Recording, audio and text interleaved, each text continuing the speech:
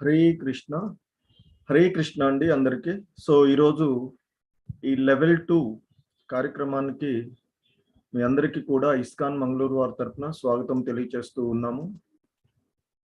So గత క్లాస్లో 6వ అధ్యాయమైనటువంటి ధ్యాన యోగము అనేటువంటి అధ్యాయం, దీన్నే ఆత్మ సంయమ యోగము అని అంటాము.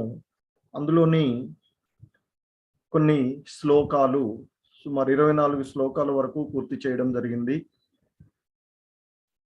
ఇక ఆ కృష్ణ భగవానుల వారు మనసు ఇంద్రియాలను నిగ్రహించడానికి అష్టాంగ యోగ పద్ధతి ఒక మార్గమని ఈ అధ్యాయంలో ఆయన బోధించడం జరుగుతూ ఉంటుంది. అయినా దానిని ఆచరించడము అనేటువంటిది జన సామాన్యానికి, ముఖ్యంగా ఈ కలియుగంలో చాలా కష్టము అని, ఈ అధ్యాయంలో ముఖ్యంగా అష్టాంగ యోగ విధానమును ఆయన ఉపదేశించినా కానీ కర్మయోగ పద్ధతి అంటే కృష్ణ భక్తి భావనలో పనిచేయడమే అనేటువంటిది ఉత్తమమైనది అని ఆయన నొక్కి చెప్పడం జరుగుతూ ఉంటుంది.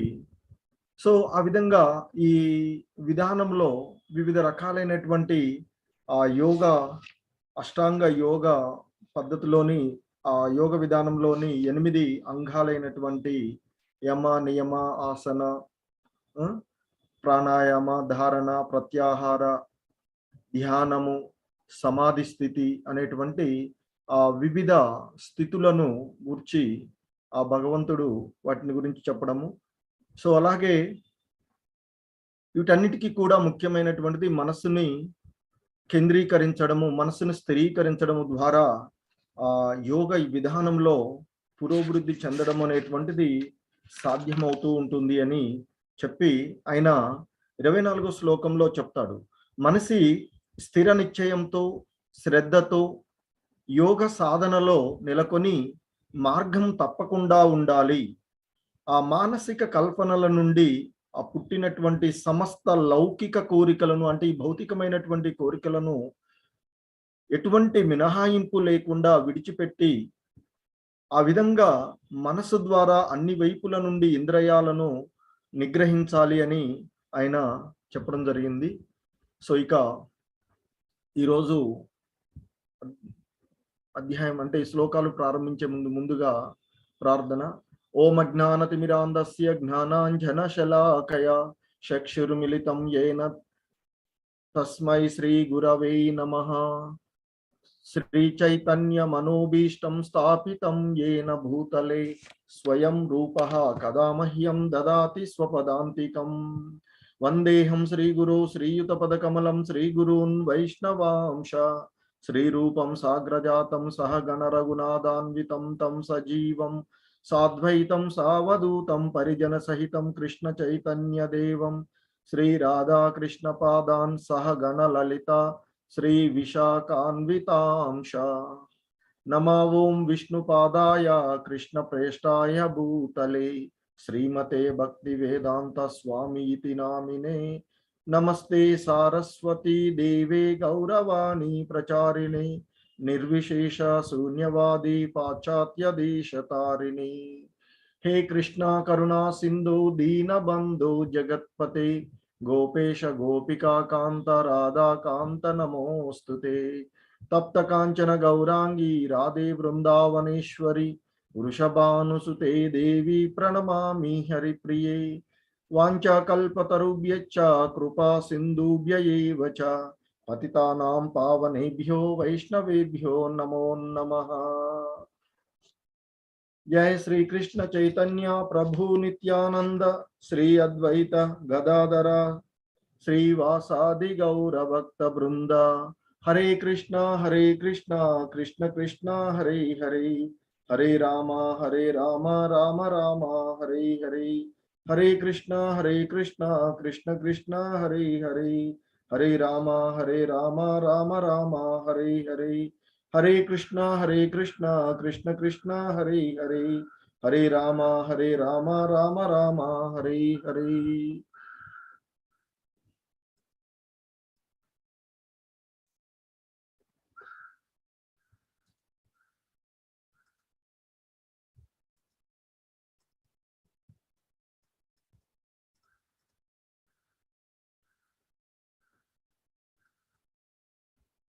హరే కృష్ణ.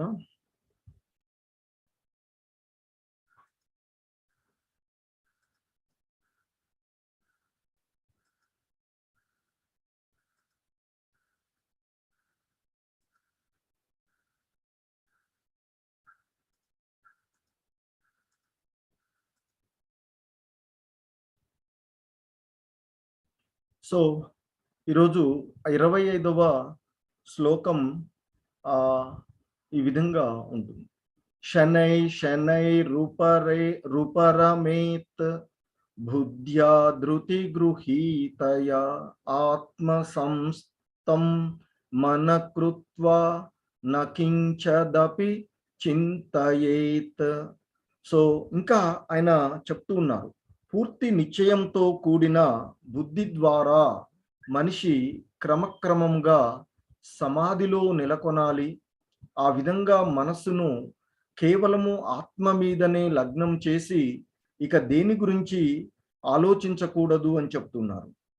శనై శనై అంటే క్రమక్రమంగా, సో క్రమక్రమంగా మనస్సుని అంటే బుద్ధి మనసు మనిషి ఆ బుద్ధిని అంటే మన ఒక క్రమ పద్ధతిలో మన యొక్క ఆధీనంలోనికి తెచ్చుకోవడము ద్వారా ఆ మనస్సుని బుద్ధిని ఆత్మ మీదనే లగ్నము చేయడము ద్వారా, అంటే సరైనటువంటి నిశ్చయము బుద్ధి ద్వారా మనిషి క్రమంగా ఇంద్రియ కలాపాల నుండి విరమణ పొందాలి అని చెప్తారు. దానినే ప్రత్యాహారము అని కూడా పిలువబడుతూ ఉంటుంది.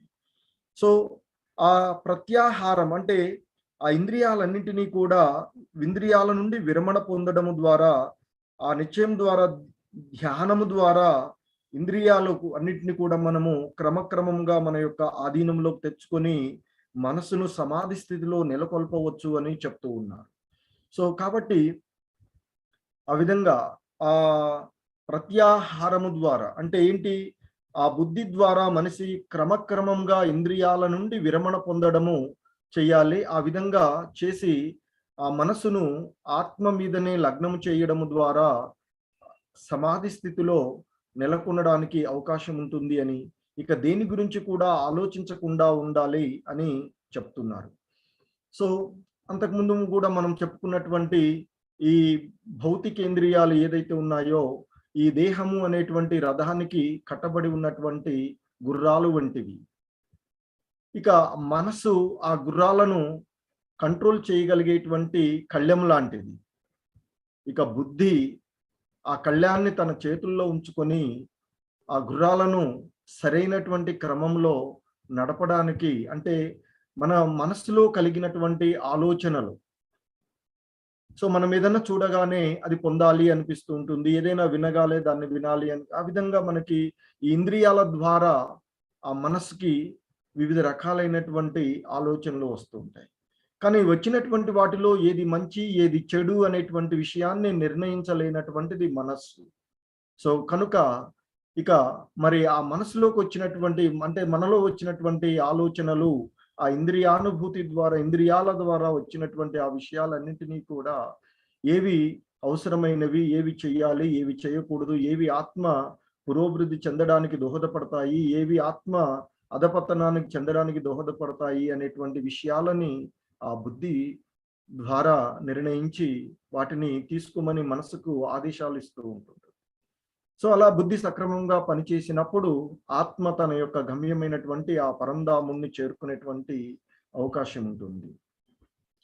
సో ఇంకా ఆయన చెప్తున్నారు, యతో యతో నిచ్చరతి మన చంచలమస్థిరం తతస్తతో నియమ్యైత ధాత్మన్యేవ వశం నయేత్. సో ఇంకా ఆయన చెప్తున్నారు, అంటే యత యత అంటే ఎక్కడెక్కడ, నిచ్చరతి అంటే ఇక్కడ బాగా కలత చెందినటువంటి ఆ మనస్సు, చంచలం అస్థిరం అంటున్నారు. అంటే అది చాలా చంచల స్వభావమైనటువంటిది, నిలకడలేనటువంటిది. అంటే ఆయన అంటున్నాడు ఇక్కడ, ఈ చంచల స్వభావమైనటువంటి, నిలుకడ లేనటువంటి మనసు ఎక్కడెక్కడో తిరుగుతూ ఉంటుంది. అది ఎక్కడెక్కడ తిరిగినా దానిని నిశ్చయంగా వెనుకకు తెచ్చి, అంటే దాని యొక్క మనం ఆధీనంలో అది తిరిగేటువంటి విషయాల నుండి మరలొచ్చి తిరిగి ఆత్మకు వశం చేయాలి అని ఆ భగవంతుడు ఇక్కడ తెలియచేస్తున్నారు. అంటే చంచలత, అస్థిరత మనసు యొక్క స్వభావము అని చెప్తారు. కానీ ఆత్మదర్శిని అయినటువంటి యోగి ఆ మనసును వశం చేసుకోవాలి అని చెప్తారు. మనసు అతని యొక్క వశము అంటే హ్మ్, అంటే ఇక్కడ మనస్సు అతనిని వశం చేసుకోకూడదు అని చెప్తున్నారు. అంటే గుర్రాలు తన ఇష్టం వచ్చినట్టు పోయినట్లయితే అప్పుడు మనము మన ఆధీనంలో ఉండదు. కనుక ఆ మనస్సుని మనము ఆధీనంలో చేసుకోవాలి తప్ప మనస్సు ఆధీనంలోకి మనం వెళ్ళకూడదు అని చెప్తారు. సో మనస్సుని వశం చేసుకున్నటువంటి వారు అంటే ఆ ఇంద్రియాలు కూడా ఆధీనంలోకి వస్తాయి కనుక సో అటువంటి వారు ఆధ్యాత్మికంగా వృద్ధి చెందగలుగుతారు అని చెప్తారు. సాధారణంగా ఈ ఆధ్యాత్మిక విషయాలలో మనస్సును వశం చేసుకున్నటువంటి వారు అంటే ఇంద్రియాలన్నిటిని కూడా ఆధీనంలో ఉంచుకున్నటువంటి వారు మనము శ్రీల ప్రభుపాదుల వారు చెప్పేటువంటి గోస్వామి లేదా స్వామి అని పిలువబడతారు అని చెప్తారు. ఇక మనస్సుకి వశమైనటువంటి వారు ఎవరైతే ఉన్నారో వారంతా కూడా గోదాసుడు అని పిలువబడతారు లేదా ఇంద్రియ దాసుడు అని పిలువబడతారు అని శ్రీల ప్రభుపాదుల వారు చెప్తూ ఉన్నారు. కాబట్టి మనము ఆ మనస్సుని మన ఆధీనంలో ఉంచుకునే విధంగా ఉండి తద్వారా ఆధ్యాత్మికంగా వృద్ధి చెందడానికి మనము అవకాశం ఉంటుంది మనకి. సో ఇంకా ఆయన చెప్తూ ఉన్నారు, ప్రశాంత మనసం హేనం యోగినం సుఖముత్తమం ఉపైతి శాంతరజసం బ్రహ్మభూతమ కల్మషం. సో ఇక్కడ ఇంకా ఆయన చెప్తున్నాడు ప్రశాంత అంటే శాంతుడు. అంటే ఇక్కడ శాంతుడు ఎవరు శాంతిని పొందగలుగుతారు అనేటువంటి విషయాలను మనం చూసాము. ఎవరైతే ఆ భగవంతుడిని సర్వోన్నతుడుగాను పురుషోత్తముడుగాను ఎరిగినటువంటి వారు, అలాగే అన్ని లోకాలలో ఉన్నటువంటి అన్ని లోకాలకు ఆ లోకాలలో ఉండేటువంటి దేవతలందరికీ కూడా అన్ని యజ్ఞాలకు ఆ దేవాది దేవుడే ప్రభువుగా ఎవరైతే తెలుసుకోగలుగుతారో వారు శాంతి పొందుతారు. సో ఇక్కడ అందుకే అంటున్నారు ప్రశాంత మనసం హేనం యోగినం సుఖముత్తమం ఉపైతి శాంత రజసం బ్రహ్మభూతమ కల్మషం. సో ఇక్కడ ఆయన చెప్తూ ఉన్నారు మనసు సంలగ్నమైన యోగి అత్యున్నతమైన ఆధ్యాత్మిక సుఖ పూర్ణత్వమును తప్పక పొందుతాడు అని చెప్తున్నారు. అంటే మనసు సంలగ్నమై ఉన్నటువంటి యోగి అంటే మనసుని ప్రశాంతంగా ఉంచగలిగి ఆ భగవంతుడిపైనే ఉంచగలిగినటువంటి యోగి అత్యున్నతమైనటువంటి ఆధ్యాత్మిక సుఖ పూర్ణత్వాన్ని అతడు తప్పక పొందుతాడు అని చెప్తున్నారు. ఇక అతడు రజోగుణానికి అతీతుడై ఉపైతి శాంతి రజసం అంటే ఆ రజోగుణానికి అతీతుడై భగవంతునితో ఉన్నట్టి ఆ గుణరీత అతనితో ఉన్నటువంటి ఆ సమానత్వాన్ని అనుభూతి చేసుకొని ఆ గత కర్మ ఫలముల నుండి అంతకుముందు చేసినటువంటి కర్మ ఫలాలు, అంతకుముందు జన్మలలో చేసినవి, అంతకు ముందు చేసినటువంటి అన్ని కర్మ బంధనాల నుండి అతడు విముక్తుడవుతాడు అని తెలియచేస్తున్నారు.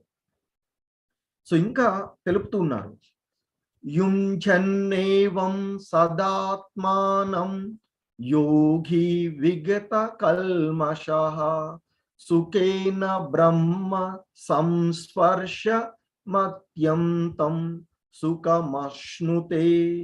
సో ఇంకా చెప్తున్నారు ఆయన యుంఝన్ అంటే ఇక్కడ యోగ సాధనలో నెలకొని ఉండేటువంటి వారు, ఈ విధంగా ఆత్మ నిగ్రహం కలిగినటువంటి యోగి ఆ యోగ సాధనలో నెలకొని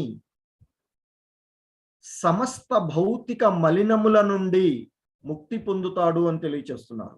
అంటే ఆత్మానుభూతి అంటే ఆ భగవంతునితో సంబంధంలో మనిషి తన యొక్క సహజ స్థితిని తెలుసుకోవడము అని అర్థమవుతుంది ఇక్కడ. కాబట్టి ఆ విధంగా ఆత్మ నిగ్రహాన్ని కలిగినటువంటి యోగి యోగ సాధనలో నెలకొనడం ద్వారా ఈ సమస్తమైనటువంటి మాలిన్యముల నుండి అతడు ముక్తి పొందుతాడు అని చెప్తున్నారు. ఎల్లప్పుడూ ఆ పరమాత్ముని దివ్యమైన సేవలో ఉండుట చేత సంపూర్ణ ఆనందం యొక్క అత్యున్నత స్థాయిని పొందగలుగుతారు అని చెప్తున్నారు. అంటే ఆ దివ్య సంపర్కం ఏదైతే ఉందో అదే బ్రహ్మ సంస్పర్శ అని చెప్తుంటారు. సో ఆ బ్రహ్మ సంస్పర్శగా పిలువబడేటువంటి స్థితిని, అంటే భగవంతుని దివ్యమైనటువంటి సేవ చేయడమే అతని యొక్క స్థితి ఉంటుంది. ఆ స్థితికి చేరుకోగలుగుతారు అని చెప్తున్నారు. అలాగే వ్యక్తిగా ఆత్మ భగవంతుని యొక్క అంశ, ప్రతి ఆత్మ కూడా భగవంతుని యొక్క అంశ గుణాత్మకంగా, బట్ పరిమాణాత్మకంగా ఆ పరమాత్ముడితో చాలా భిన్నంగా ఉంటూ ఉంటుంది. సో ఇంకా ఆయన చెప్తూ ఉన్నారు, సర్వభూతస్తమాత్మానం సర్వభూతాని చాత్మని ఈక్షతే యోగయుక్తాత్మ సర్వత్ర సమదర్శినః. సో ఇక్కడ ఆయన చెప్తున్నారు, సర్వభూతం, సర్వజీవులలో ఉన్నటువంటి ఆత్మానం చాత్మని అని చెప్తున్నారు ఇక్కడ. సో అంటే ఆ సర్వ భూతాలలో ఉండేటువంటి ఆ పరమాత్ముడు, అంటే నిజమైనటువంటి యోగి ఆ దేవాది దేవుడిని సకల జీవులలోనూ ఉండేటువంటి, అలాగే ఆ భగవంతుడిలో ఉండేటువంటి ప్రతి జీవుడిని చూస్తారు అని చెప్తున్నారు. ప్రతి జీవుడిని కూడా చూడడం జరుగుతుంది. ఆ ఆత్మదర్శి అయినటువంటి వాడు భగవంతుడైనటువంటి ఆ కృష్ణ భగవానులను సర్వభూతాల యందు కూడా దర్శిస్తారు అని చెప్తున్నారు. అంటే ఆ కృష్ణ భక్తి భావనలో ఉన్నటువంటి యోగి ఎవరైతే ఉన్నారో వారు ఆ పరిపూర్ణ ద్రష్ట, అన్ని ఎరిగినటువంటి వాడుగా ఉంటారు. ఎందుకంటే అతడు ఆ పరబ్రహ్మమైనటువంటి శ్రీకృష్ణుడు ఎల్లరి హృదయాలలోనూ పరమాత్మునిగా నెలకొని ఉన్నట్లు ఆయన దర్శించగలుగుతాడు. కనుకనే అతడు పరిపూర్ణ ద్రష్ట అని చెప్తుంటారు. ఇంకా చెప్తుంటారు, ఈశ్వర సర్వభూతానాం. అంటే ఆ పరమాత్ముని రూపంలో భగవంతుడు, అంటే అందరి హృదయాలలో ఉన్నటువంటి, అంటే అక్కడ మనం ఆ కుక్క హృదయం, అంటే ఇంత ముందు చూసి విద్యా వినయ సంపన్నేటువంటి శ్లోకంలో చూస్తాం, చెప్తారు ఆయన. అంటే ఆ విద్యా వినయాలు కలిగినటువంటి బ్రాహ్మణుల్లోనూ చండాలుల్లోనూ ఉండేటువంటి ఆ పరమాత్మ హృదయాల్లో ఉండేటువంటి పరమాత్మని చూడగలుగుతారు. అలాగే కుక్క హృదయంలో ఉండేటువంటి వాడిని కానీ, ఆవులో కొని, సో ఆ విధంగా అన్ని జీవులలో కూడా ఆ భగవంతుణ్ణి దర్శించగలిగినట్లు, అలాగే ఆ భగవంతుల్లో అన్ని జీవులను దర్శించగలిగినటువంటి వాడు పరిపూర్ణ ద్రష్ట అని పిలువబడుతుంటారు. అంటే ఆయన ఇక ఆ అది ఎట్లా సాధ్యమవుతుందంటే కృష్ణ భక్తి భావనలో ఉండడం ద్వారా అది సాధ్యమవుతుంది. ఇంకా చెప్తున్నారు ఆయన, యో మాం పశ్యతి సర్వత్ర సర్వం చ మయి పశ్యతి తస్యాహం న ప్రణశ్యామి సచ మేన ప్రణశ్యతి. సో ఇంకా ఆయన చెప్తూ ఉన్నారు, ఆ దేవాది దేవుడైనటువంటి ఎవరైతే ఆ కృష్ణ భక్తి భావనలో ఉండేటువంటి వ్యక్తి ఆ దేవాది దేవుడిని, ఆ కృష్ణ భగవానుల్ని సర్వత్రా చూస్తాడు అని చెప్తున్నారు. సో ఆయన ఇక్కడ చెప్తున్నారు, నన్ను అంతటా దర్శించే,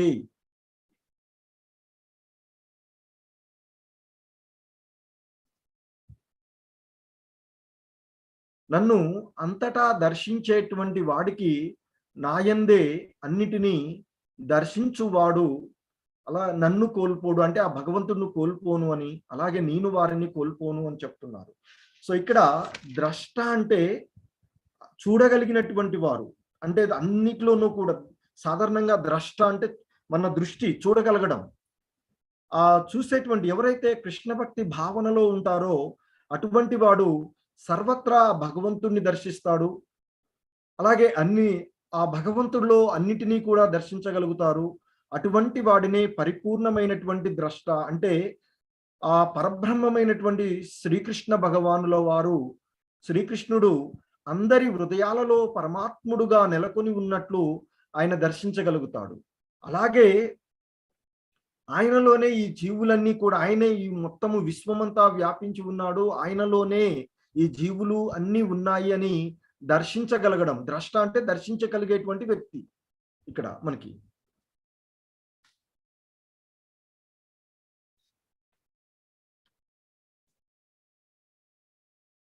సో కాబట్టి ఇక్కడ ఏం చెప్తున్నారంటే ఇంకా ఈ శ్లోకంలో ఆ కృష్ణ భక్తి భావనలో ఉన్నటువంటి వ్యక్తి ఖచ్చితంగా ఆ కృష్ణ భగవానుల వారిని సర్వత్రా చూస్తాడు. ద్రష్ట అంటే చూసేటువంటి వాడు, చూస్తారు అని చెప్తూ ఉన్నారు. అలాగే అతడు ఆ సమస్తాన్ని కూడా, ఈ సృష్టి అంతటిని కూడా భగవంతుడిలోనే ఆయన చూడగలుగుతారు అని చెప్తూ ఉంటుంటారు. ఇంకా చెప్తున్నారు ఆయన సర్వభూత స్థితం యో మాం భజత్యే కత్వమాస్థితః సర్వతా వర్తమానోపి సయోగి మయి వర్తతే. సో ఇంకా ఆయన చెప్తూ ఉన్నారు, నేను పరమాత్మ ఒకటేనని, నన్నే సర్వభూతముల యందు స్థితుడై ఉన్న పరమాత్మగా ఆరాధించు యోగి అన్ని రకాల కార్యకలాపాలను చేస్తున్నా నాయందే ఉంటాడు అతడు అని చెప్తున్నారు. అంటే ఆ పరమాత్మ ధ్యానాన్ని సాధన చేసేటువంటి యోగి తనలో ఆ కృష్ణుని ప్రధాన అంశమును, అంటే శంఖము, ఆ భగవంతుడి యొక్క శంఖము, చక్రము, గదా, పద్మములు దాల్చినటువంటి ఆ చతుర్భుజ విష్ణువుని దర్శించగలుగుతారు అని చెప్తున్నారు ఇక్కడ. సో అటువంటి వారు అలాగే ఆ విష్ణువు శ్రీకృష్ణుడికి, అంటే కృష్ణుడికి ఒక అభిన్నుడని యోగి తప్పక తెలుసుకోవాలి. అంటే భిన్నుడు కాదు, ఆయనతో ఆ విష్ణువే కృష్ణుడు అనేటువంటి విషయాన్ని తప్పక తెలుసుకోవాలి అని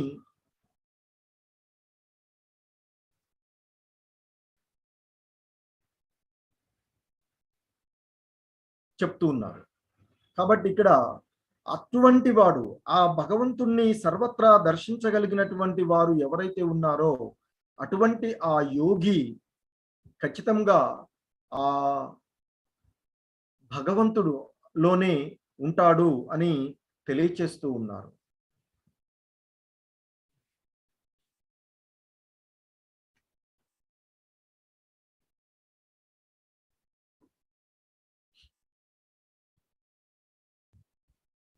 ఇంకా ఆయన చెప్తున్నారు, ఆత్మౌపమ్యేన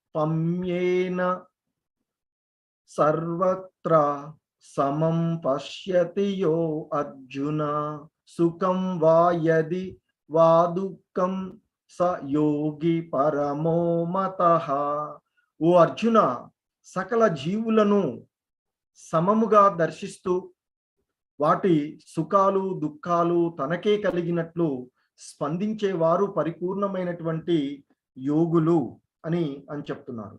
సో యోగి అనేటువంటిది అడుగుతున్నారు, మరి యోగి అనేటువంటిది సర్వదా భగవంతుని ధ్యాసలో ఉండేటువంటి వాడే యోగి అనే ఇంతకుముందు శ్లోకాలలో కూడా మనం చూడడం జరిగింది. యోగి అనేటువంటి వాడు ఆ భగవంతుని సంబంధంలో ఉండేటువంటి వాడు యోగిగా పిలువబడతాడు. సో ఈ విధంగా ఆ భగవంతుడు ఆ విధమైనటువంటి విషయాలన్నింటినీ కూడా ఆయన చెప్పిన తర్వాత ఇక అర్జునుడు, సో హరే కృష్ణ, అర్జునుడు ఈ యోగ విధానమంతా కూడా విన్న తర్వాత ఇక ఆయన చెప్తూ ఉన్నారు, అడుగుతున్నాడు అర్జునుడు, అర్జున ఉవాచ యోయం యోగస్త్వయా ప్రోక్తః సామ్యేన మధుసూదన ఏతస్యాహం న పశ్యమి సంచలత్వాత్ స్థితిం స్థిరాం. సో అర్జునుడు ఈ విధంగా పలుకుతున్నాడట, ఓ మధుసూదన, మనసు నిలకడలేనిది కావడం వలన నీవు చెప్పిన ఈ యోగ విధానము నాకు ఆచరింప శక్యము కానిది మరియు అసాధ్యమైనది అనిపిస్తూ ఉన్నది అని చెప్తూ ఉన్నారు. అంటే అర్జునుడు అంటున్నాడు, ఈ యోగ విధానాన్నంతా కూడా వివరించిన తర్వాత ఇక యోగ విధానమును అంటే ఈ చెప్పినటువంటి విధానాలన్నింటినీ కూడా మన మనస్సుని ఆధీనంలో ఉంచుకోవడం వల్ల మాత్రమే అది సాధ్యం అవుతూ ఉంటుంది. కనుక అర్జునుడు అడుగుతున్నాడు ఆ కృష్ణ భగవానుల వారిని, ఓ మధుసూదన, మనస్సు నిలకడలేనిది, మరి అటువంటి ఆ నిలకడలేని దాన్ని ఆధీనంలో ఉంచుకొని ఈ యోగ విధానాన్ని నీవు ఆచరించమంటున్నావు. మరి అటువంటి ఆ యోగ విధానాన్ని ఆచరించడము కష్టం అనిపిస్తుంది. అది అంటే ఈ యోగ విధానము ఆచరించడానికి సాధ్యము కానటువంటిది, అసాధ్యమైనదిగా అనిపిస్తుంది అంటూ ఆయన అడుగుతూ ఉన్నాడు కృష్ణ భగవానుల వారు. ఇంకా అంటున్నాడు ఆయన, చంచలం హి మన కృష్ణ ప్రమాది బలవదృఢం తస్యాహం నిగ్రహం మన్యే వాయోరివ సుదుస్కరం. సో ఆయన ఇక్కడ అంటూ ఉన్నాడు, ఓ కృష్ణ, మనసు చంచలమైనది.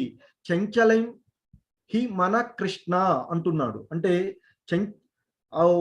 ఓ కృష్ణ, మనసు నిశ్చయంగా అది చంచలమైనది.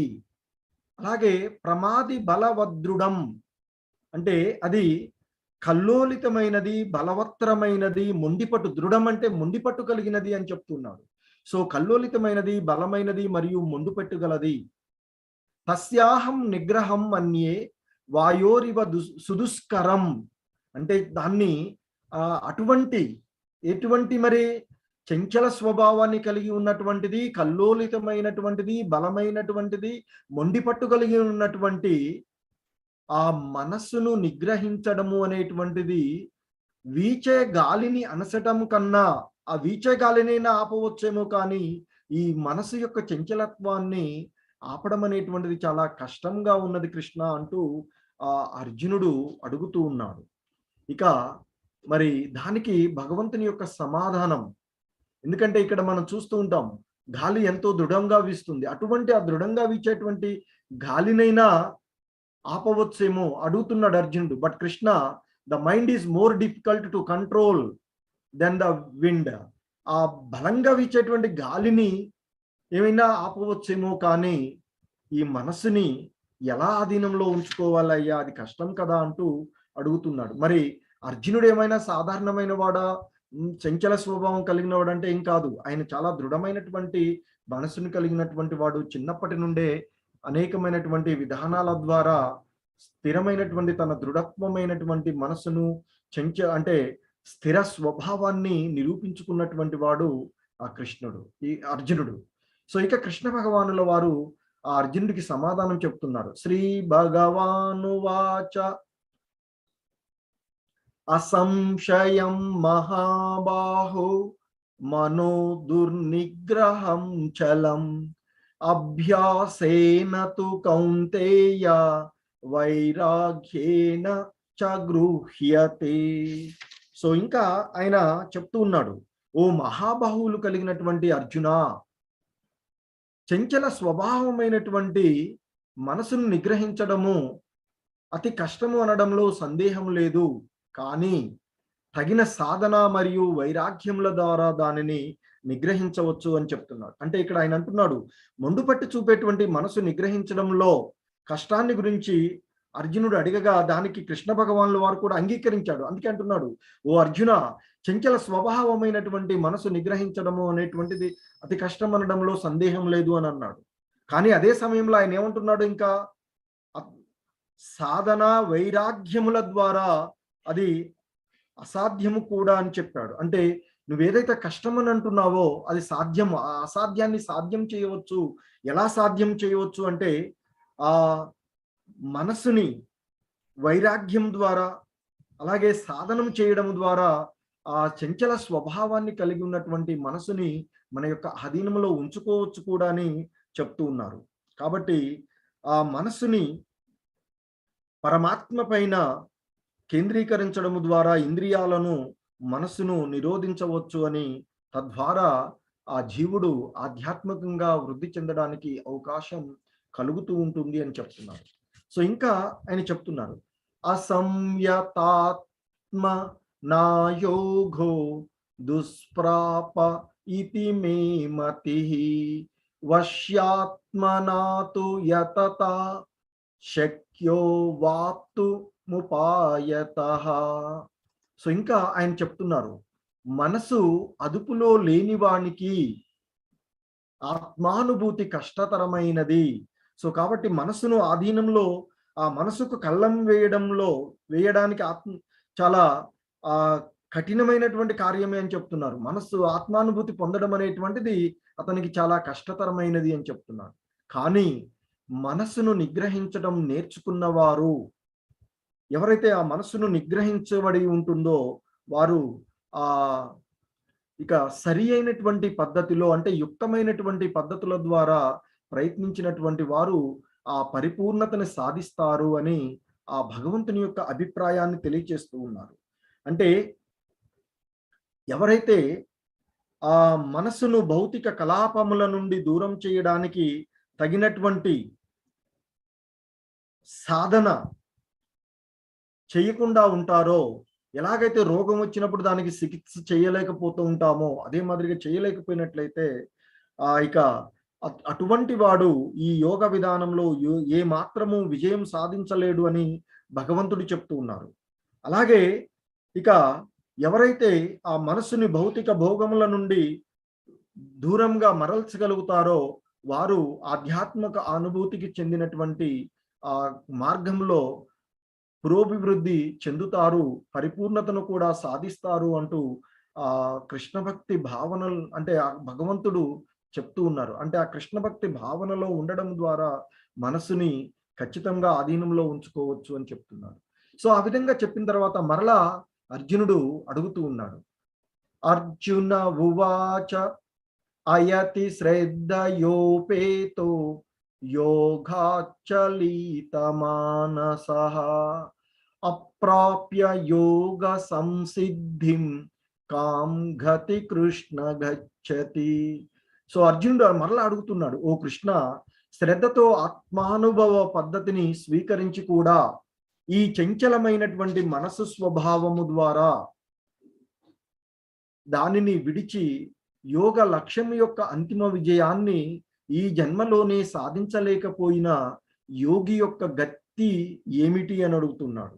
అంటే ఇక్కడ మొదట్లోనే ఎంతో శ్రద్ధతో ఆత్మానుభూతి పద్ధతిని స్వీకరించిన, కానీ తర్వాత లౌకికత్వం కారణంగా, అంటే ఈ భౌతిక ఇంద్రియాల విషయాల కారణంగా దానిని విడిచి ఆ యోగ విధానంలో పూర్ణత్వము పొందలేకపోయినటువంటి ఆ విఫలమైనటువంటి యోగి గతి ఏమిటి అని అడుగుతూ ఉన్నాడు అర్జునుడు.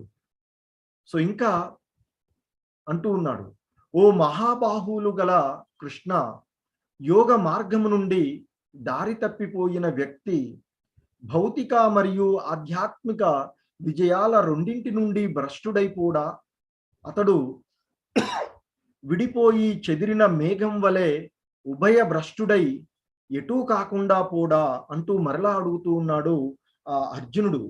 సో అంతకుముందు అడిగాడు కదా, ఒకవేళ ఈ విధానంలో ప్రారంభించి ఒకవేళ కష్టమైనటువంటి కారణంగా, అంటే మనసుని కంట్రోల్ చేసుకోలేని కారణంగా యోగలో పరిపూర్ణతను సాధించలేకపోయినట్లయితే అతని పరిస్థితి ఏమిటి అంటూ అడుగుతూ ఇంకా అంటున్నాడు. మరి అలా చేయలేకుండా పోయినటువంటి వాడు, అంటే ఈ యోగ మార్గం నుండి దారి తప్పిపోయినటువంటి వ్యక్తి ఎవరైతే ఉన్నారో అటువంటి వాడు, అలాగే ఈ భౌతిక మరియు ఆధ్యాత్మిక రెండింటి నుండి కూడా సాధారణంగా అభివృద్ధి రెండు మార్గాలు ఉన్నాయి అని చెప్తుంటారు. అవి భౌతిక మరియు ఆధ్యాత్మిక మార్గాలు. సో మరి ఈ రెండు మార్గాల నుండి ఎటు కాకుండా పోతాడు కదా, మరి అటువంటి వాడి పరిస్థితి ఏమిటి? ఆ రెండింటి నుండి ఉభయభ్రష్టుడైపోతాడు కదా.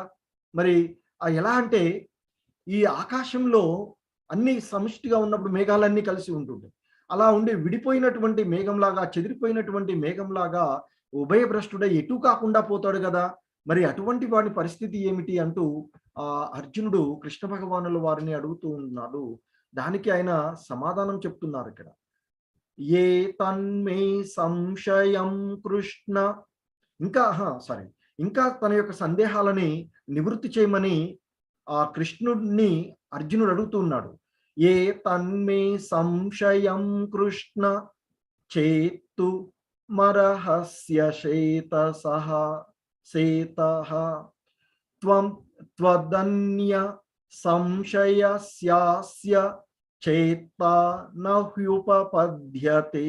ఓ కృష్ణ, నా ఈ సందేహమును పూర్తిగా నివృత్తి చేయము అని నేను వేడుకుంటున్నాను. ఈ సందేహం తొలగించగలవారు నీవు తప్ప ఎవరు ఉన్నారు? ఎందుకంటే ఆ ప్రామాణికమైనటువంటి ఆచార్యులు ఆయనే. ఆ ప్రామాణికుడు ఈ అన్ని విషయాలలో కూడా కృష్ణం వందే జగద్గురుం అనటం. మరి అటువంటి ఆ ప్రామాణికుడు ఇక్కడ ఆయనే. కనుక ఆ అంటే జరగబోయేది, జరిగేటువంటిది అన్నీ కూడా తెలిసినటువంటి, సంపూర్ణంగా ఎరిగినటువంటి వాడు. ఇక్కడ భూత భవిష్యత్తు వర్తమాన కాలాలకు సంబంధించినటువంటి అన్ని విషయాలను కూడా ఎరిగినటువంటి వాడు ఆ భగవంతుడు. మరి ఆ భగవంతుడు తప్ప మరెవరు ఈ సందేహాలని, అర్జునుడికి కలిగినటువంటి సందేహాలను నివృత్తి చేయగలరు? అందుకే అడుగుతున్నాడు ఆయన. ఇంకా అడుగుతున్నాడు. ఇక దానికి ఆ కృష్ణ భగవానుల వారి యొక్క సమాధానం ఈ విధంగా చెప్తున్నారు. శ్రీ భగవానువాచ పార్థ నైవేహ నాముత్ర వినాశస్తత్య విద్యతే నహి కళ్యాణ కృత్కచ్చిత దుర్గతిం తాత గచ్చతి. సో ఇంకా ఆ భగవానుడు ఈ విధంగా పలుకుతూ ఉన్నాడు. ఓ పార్థ, ఆధ్యాత్మిక పదములో ఉన్నవాడు ఈ లోకంలో కానీ పరలోకంలో కానీ వినాశనము చెందడు. ఓ మిత్రమా, భగవత్ ప్రాప్తి కోసం ప్రయత్నం చేసేవాడు ఎన్నటికీ దుర్గతి పాలు కాడు అంటూ ఆయన ఇక్కడ చెప్తూ ఉన్నారు. అంటే ఆ భగవంతుని గురించి, అంటే ఆ ఆధ్యాత్మిక విషయాల్లో, అంటే శుభకార్యాల్లో నెలకొన్నటువంటి యోగి ఇక్కడున్నప్పుడు కానీ, మంచి పనులు చేస్తూ ఉన్నటువంటి వాడు ఇప్పుడు కానీ, ఆ తర్వాత వెళ్ళేటువంటి లోకాలలో కానీ ఎప్పుడూ కూడా నష్టపోడు. అంటే ఈ ఆధ్యాత్మిక పదంలో ఏ మాత్రము ప్రయత్నం చేసినా వారికి ఎటువంటి నష్టము ఉండదు, అతడు ఎటువంటి వినాశనము చెందడు అని చెప్తున్నాడు. కాబట్టి ఇంకా ఆయన అంటున్నాడు, ఓ మిత్రమా, భగవత్ ప్రాప్తి కోసం ప్రయత్నించేటువంటి వాడు ఎన్నటూ కూడా దుర్గతి పాలు చెందడయ్యా. అతనికి ఎప్పుడూ కూడా చెడు ప్రభావాలు అతనికి కలవు, అతనికి నష్టం జరగదు అంటూ తెలియచేస్తున్నారు. సో ఇంకా ఆయన అడిగాడు కదా, మరి ఆ విధంగా ఆధ్యాత్మికంగా అభివృద్ధి చెందకుండా, అంటే ఆధ్యాత్మిక విధానాన్ని పాటించి ఈ చంచలమైనటువంటి మనసు కారణంగా దానిని మధ్యలోనే వదిలివేసినట్లయితే, అంటే ఈ జన్మలో యోగ పరిపూర్ణతను సాధించలేకపోతే ఏమిటి పరిస్థితి అని అడిగాడు కదా. సో దానికి ఆయన ఇక్కడ సమాధానం చెప్తూ ఉన్నారు. ఈ 41, 42 శ్లోకాలలో చెప్తారు. ఏమిటంటే, ఆ విఫలమైనటువంటి యోగి పుణ్య జీవుల లోకాలలో అనేక సంవత్సరాలు ఆ భోగానుభవము పొంది తర్వాత ధార్మిక జనుల వంశంలో లేదా ధనిక వంశంలో జన్మిస్తాడు అని చెప్తున్నా. అంటే ఉన్నత స్థానాల నుండి, అంటే ఆ చేసినటువంటి స్వల్ప పుణ్యకర్మల ప్రకారంగా అతడు ఉన్నత స్థానాలకు వెళ్తాడు అని. ఆ ఉన్నత స్థానానికి వెళ్ళి మరలా తిరిగి వచ్చేటప్పుడు అతడు ఇక ఆ ఆధ్యాత్మిక బలం ఉన్నటువంటి కుటుంబంలో జన్మిస్తాడు. అంటే ఆ ధార్మిక జనులు కానీ లేదా ధనిక వంశంలో అతడు జనిస్తాడు అని చెప్తున్నారు. ఇంకా అది సాధారణంగా ఈ ఉన్నతమైనటువంటి స్థితిలో ఉండేటువంటి వాడు. అలా కాకుండా ప్రారంభ దశలోనే అతడు ఈ ఆధ్యాత్మిక విషయం నుండి వెనుకకు మరలినట్లయితే అటువంటి వాడు ఏం చేస్తారంటే సాధారణంగా ఉన్నతమైనటువంటి లోకాలకు వెళ్తారు అని చెప్తున్నారు. అంటే ఆ ఇక ఏది ఆ స్వర్గలోకాలకు వెళ్ళి అక్కడ సుఖాలను అనుభవించిన తర్వాత ధనవంతుల కుటుంబంలో జన్మిస్తారు అని చెప్తున్నారు. సో కాబట్టి ఇక ఆ యోగ విధానాన్ని ప్రారంభించి ప్రారంభ దశలో విఫలమైన లేదా ఇంకా ఎక్కువగా పూర్ణత్వాన్ని పొందిన తర్వాత విఫలమైన ఎటువంటి నష్టము లేదు అని చెప్తున్నారు. అందుకే ఈ ఆధ్యాత్మిక విషయములలో ఆ భక్తి భావనతో మనం ఉండాలి అని తెలియచేస్తూ ఉన్నారు ఆ భగవంతుడు. ఇంకా చెప్తున్నారు ఆయన, తత్ర తం బుద్ధి సంయోగం లభతే పౌర్వదేహికం యతతే చ తతో భూయః సంసిద్ధౌ కురునందన. ఓ కురునందన, ఇటువంటి జన్మ పొందిన తర్వాత వారు తమ పూర్వ జన్మల విజ్ఞానాన్ని తిరిగి మేల్కొల్పి యోగంలో పరిపూర్ణత కొరకు మరింత పరిశ్రమిస్తారు అని చెప్తున్నారు. సో మనము లెవెల్ 1లో విన్నాము. ఆ జడభరతుడు అంటే భరతుడు తాను అంటే ఆ ఈ విధానాన్ని ప్రారంభించి వనప్రస్థాశ్రమంలో ఉండి, ఆ వానప్రస్థాశ్రమంలో ఉండి కూడా తను చివరి సమయంలో ఏమవుతుంది, ఆ జింక గురించే ఆలోచించడం ద్వారా అతడు పరిపూర్ణత్వాన్ని పొందలేడు ఆ జన్మలో. పొందకపోవడం వల్ల కానీ మరలా ఏమవుతుంది, ఆ జింక దేహంని పొందిన తర్వాత ఆయనకి తాను పూర్వజన్మలో చేసుకున్నటువంటి ఆ ఆధ్యాత్మికత ఏదైతే ఉందో అది గుర్తుకొస్తుంది. కాబట్టి ఆ విజ్ఞానం ద్వారా అతడు మేల్కొల్పబడి మరలా ఆ జింక జీవనంలో ఉండి తను క్రమక్రమంగా అన్నపానీయాలను మాలి ఆ దేహాన్ని వదిలివేసి మరో జన్మ తీసుకుంటాడు జడభరతుడుగా. ఆ జడభరతుడుగా ఉన్నటువంటి విషయాల్లో మరలా ఏమైనా నేను మోహానికి గురవుతాను అని చెప్పేసి ఎవరి విషయాలలో జోక్యం చేసుకోకుండా, ఎవరితో కూడా మాట్లాడకుండా నిరంతరం కూడా ఒక జడత్వాన్ని కలిగినటువంటి వాడిగా ఉంటూ ఆధ్యాత్మికంగా ఆ ముక్తిని పొందాడు మూడో జన్మలో అని చెప్తుంటారు. సో ఆ విధంగా ఈ యోగ విధానంలో ఉండేటువంటి వారికి ఎటువంటి నష్టం లేదు అని చెప్తూ ఉన్నారు. ఇంకా చెప్తున్నారు ఆయన, పూర్వాభ్యాసేన తేనైవ హ్రియతే హ్యవసోపి సహ జిజ్ఞాసురపి యోగస్య శబ్ద బ్రహ్మతి వర్తతే. వారు పూర్వజన్మల సాధనా బలంచే తమ ఇష్టానుసారం కాకపోయినా ఖచ్చితంగా భగవంతుని వైపుకు ఆకర్షింపబడతారు. ఇటువంటి సాధకులు వేదములలో చెప్పబడిన కర్మకాండల సూత్రాలకు సహజంగానే అతీతంగా ఎదుగుతారు అంటూ ఆయన ఇక్కడ తెలియచేస్తూ ఉన్నారు. అంటే తను పూర్వజన్మలో చేసుకున్నటువంటి ఆ దివ్య చైతన్య బలం, ఆ కృష్ణ భక్తి భావన వలన తాను కోరుకోకుండానే అప్రయత్నంగానే ఆ యోగ నియమాల వైపుకు అతడు ఆకర్షింపబడతారు అని చెప్తున్నారు.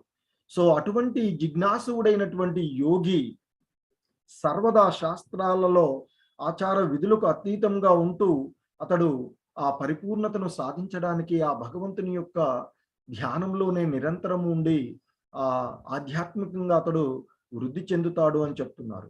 సో కాబట్టి ఆ భగవంతుని యొక్క నామ జపం చేస్తూ ఆధ్యాత్మికంగా వృద్ధి చెందవచ్చు అని తెలియచేస్తున్నారు.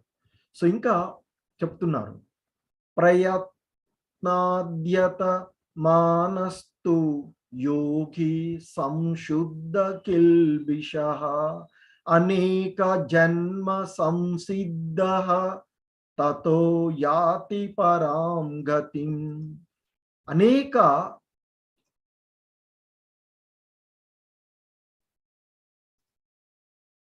పూర్వజన్మల నుండి ఆ సంపాదించుకుంటూ వచ్చినటువంటి యోగ్యతలతో ఎప్పుడైతే ఈ యోగులు మనపూర్వకంగా మరింత పురోగతి కోసం పరిశ్రమిస్తారో అప్పుడు వారు ప్రాపంచిక కోరికల నుండి పవిత్రమై స్వేచ్ఛ పొంది ఈ జన్మలోనే సిద్ధి అంటే పరిపూర్ణతను వారు పొందగలుగుతారు అని తెలియచేస్తూ ఉన్నారు.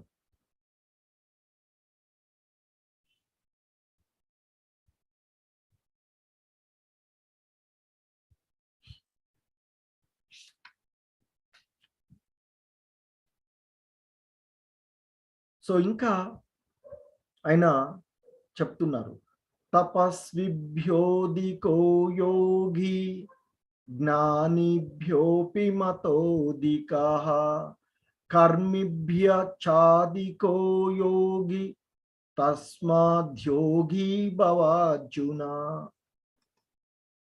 ఓ అర్జున, తపస్సు చేసే వాళ్ళకంటే శాస్త్రజ్ఞానం కలవాళ్ళ కంటే కామ్యకర్మలు చేయువాని కంటే కూడా యోగి గొప్పవాడు. కాబట్టి నీవు యోగి అవ్వడానికి ప్రయత్నించుము అంటూ ఆయన చెప్పి ఇక్కడ చెప్తూ ఉన్నారు. ఎందుకంటే ఈ విధానంలో ఆయన చెప్తున్నాడు. యోగి అనేటువంటి వాడు ఆ తపస్వి కన్నా కూడా, తపస్సులు చేసేటువంటి వాడి కన్నా అధికుడని, జ్ఞాని కన్నా అధికుడు అని, అలాగే కామ్య కర్మ రతుడు ఎవరైతే ఉన్నాడో అతని కంటే కూడా అధికుడు అని చెప్తున్నారు. సో అందువల్ల ఓ అర్జున, నీవు యోగివి కావడానికి ప్రయత్నించు. అంటే ఇక్కడ ఆ భగవంతుని సంబంధంలో ఉండేటువంటి విధానంలో పరిపూర్ణతను సాధించు అని తెలియచెప్తున్నారు. సో కాబట్టి అంటే ఆ భక్తి భావనలో నిరంతరము నెలకొనమని అర్జునుడికి చెప్తూ ఉన్నారు.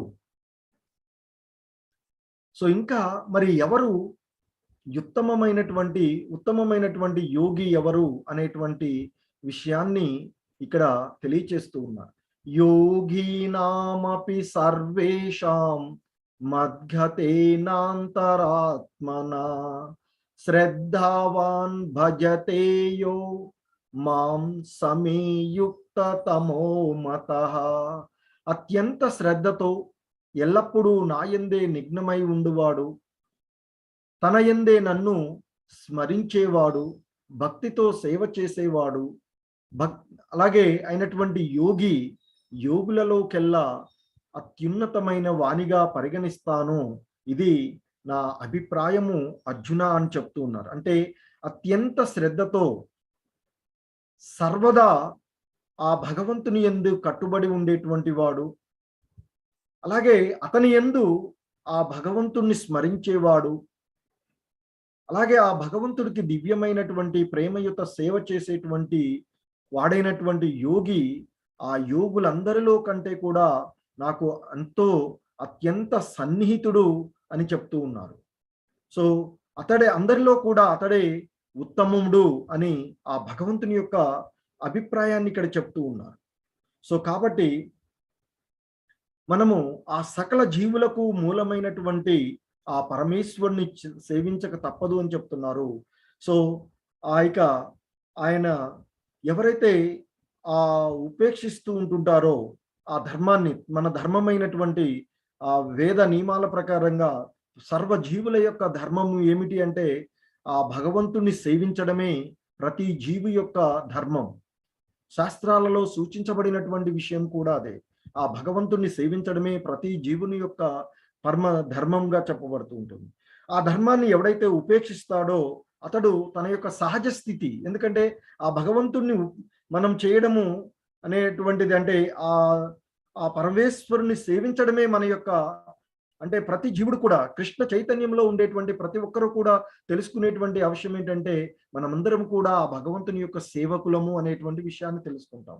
మరి అలా తెలుసుకోకుండా ఆ ధర్మాన్ని నుండి, ఆ భగవంతుని యొక్క సేవకులము మనం అనేటువంటి దాని నుండి ఎవరైతే బయటకు వస్తాడో అటువంటి వాడు ఖచ్చితంగా పతనం చెందుతారు అని చెప్తూ ఉన్నారు. కాబట్టి ఇక్కడ ఎవరైతే నిరంతరము ఆ భగవంతుని యందే మనసును లగ్నం చేసి ఉండి ఆ భగవంతుని నామాన్ని స్మరిస్తూ ఆ భగవంతుని భక్తితో సేవ చేసేటువంటి వారు ఎవరైతే ఉన్నారో వారు యోగులలోకెల్లా ఉత్తముడు అనేటువంటి ఆ భగవంతుని యొక్క అభిప్రాయాన్ని ఇక్కడ చెప్తూ ఉన్నారు. ఎందుకంటే ప్రతి జీవుడు కూడా భగవంతుని యొక్క అంశలే. కాబట్టి ప్రతి జీవుడి యొక్క సహజమైనటువంటి ధర్మం, శాస్త్రాల ప్రకారంగా సహజమైనటువంటి ధర్మం ఏంటంటే ఆ భగవంతుణ్ణి సేవించడమే, ఆ భగవంతునికి సేవకుడుగా ఉండడమే మన యొక్క ధర్మం. సో అది చేయకపోతే పతనం చెందుతారు అని ఇక్కడ మనకి శ్రీమద్ భాగవతంలో కూడా సూచించబడుతుంది. 11వ స్కందము 5వ అధ్యాయం 3వ శ్లోకంలో సూచించబడినటువంటి విషయం కూడా. సో కాబట్టి ఇక ఆయన చెప్తున్నారు, యోగినామపి సర్వేషాం మద్గతేనాంతరాత్మనా శ్రద్ధావాన్ భజతే యో మాం సమే యుక్తతమో మతః. అందరి యోగులలోకెల్లా ఎవరి మనసు ఎల్లప్పుడూ నాయందే నిమగ్నమై ఉంటుందో, ఎవరు నాయందు దృఢ విశ్వాసంతో భక్తితో ఉంటారో వారిని అత్యున్నతమైన వారిగా పరిగణిస్తాను. ఇది నా అభిప్రాయము అర్జున అంటూ ఆయన చెప్తూ ఉన్నారు ఇక్కడ. సో అదే అత్యంత శ్రద్ధతో ఆ భగవంతుణ్ణి సేవించేటువంటి వారు ఆ యోగులందరిలోకెల్లా పరిపూర్ణమైనటువంటి వాడు అని ఆ భగవంతుని యొక్క అభిప్రాయాన్ని మరలా తెలియచేస్తూ ఉన్నారు. సో అదేవిధంగా మనము ఆ భగవంతుణ్ణి సేవించడానికి మనకి వివిధ యుగాలలో ఉండేటువంటి వివిధ పద్ధతులు ఏంటంటే different yoga practices for different yugas అని చెప్తున్నారు. సో కాబట్టి ఆ వేరు వేరు యుగాలలో వేరు వేరు రకాల ద్వారా భగవంతుణ్ణి మనము సేవించవచ్చు. సో ఇంతకుముందు ఆ ఇక్కడ సహజ స్థితి నుండి ఎవరైతే బయటకు వస్తారో దాన్ని కూడా ఆయన ఇంతకుముందు కూడా మనకు చెప్పడం జరుగుతుంది. అవజానంతి మాం మూఢ అంటే కేవలం మూర్ఖులు దుర్మార్గులే ఆ దేవాది దేవుడైనటువంటి కృష్ణుణ్ణి హేళన చేస్తారు అనేటువంటి విషయాన్ని మనం అంతకుముందు చేస్తాం. కాబట్టి ఆ మూర్ఖులు ఆ భగవత్ సేవ భావం లేకుండా భగవద్గీత పైన వివిధ రకాలైనటువంటి వ్యాఖ్యానాలు రాస్తారు అని చెప్తారు ఇక్కడ. సో మనము మరి ఆ వివిధ రకాలుగా ఉండేటువంటి వివిధ యుగాలలో ఉండేటువంటి ఆ పద్ధతులలో సత్యయుగం తీసుకున్నట్లయితే ఆ యుగంలో ధ్యానం చేయడం మెడిటేషన్ అనేటువంటిది ఆ యుగ ధర్మంగా ఉండేటువంటి పద్ధతి. సో ఇక త్రేతాయుగంలో సాక్రిఫైస్ అంటే మనము యజ్ఞ యాగాదులు చేయడం, తపస్సులు చేయడం, యజ్ఞాలు చేయడం అనేటువంటిది ఆ త్రేతాయుగంలో ఉన్నటువంటి ఆ యుగ ధర్మం. ఆ విధంగా భగవంతుణ్ణి మనము సేవించేటువంటి. మరి ద్వాపర యుగానికి వచ్చినట్లయితే ఆ సాకార రూపునిగా భగవంతుని యొక్క సాకార రూపునిగా ఏర్పరచుకొని ఆ సాకారుని పైన మన మనసుని కేంద్రీకరించి మనము ఆ భగవంతుణ్ణి సేవించడము ఆ ద్వాపర యుగంలో ఉన్నటువంటి విధానము. అలాగే ఈ కలియుగంలో మనకి ఉన్నటువంటి యుగ ధర్మం ఏమిటంటే ఆ భగవంతుని యొక్క నామ సంకీర్తనం, chanting holy names of the lord. ఆ భగవంతుని యొక్క నామ సంకీర్తనం నిరంతరం కూడా ఆ భగవంతుని యొక్క నామాలని కీర్తించడం. హరే కృష్ణ కృష్ణ కృష్ణ హరే హరే, హరే రామ రామ రామ హరే హరే అంటూ ఆ భగవంతుని యొక్క నామాలను నిరంతరము కూడా జపించడమే ఈ కలియుగంలో మనకు ఉన్నటువంటి మహోన్నతమైన తరుణోపాయం. ఆ మహామంత్రం, మంత్ర అంటే మనసు మరియు ఇక్కడ అంటే మైండ్, ఈ రెండింటిని మనసు ద్వారా డెలివర్ చేయబడినటువంటి విషయం. సో కాబట్టి ఆ మహామంత్రాన్ని నిరంతరము జపం చేయడం ద్వారా మన యొక్క మనసుని ఆధీనంలో ఉంచుకొని ఈ భౌతిక విషయాల నుండి మనము బయటపడవచ్చు అని చెప్తారు. హరే కృష్ణ. అందరికీ కృష్ణం వందే జగద్గురు.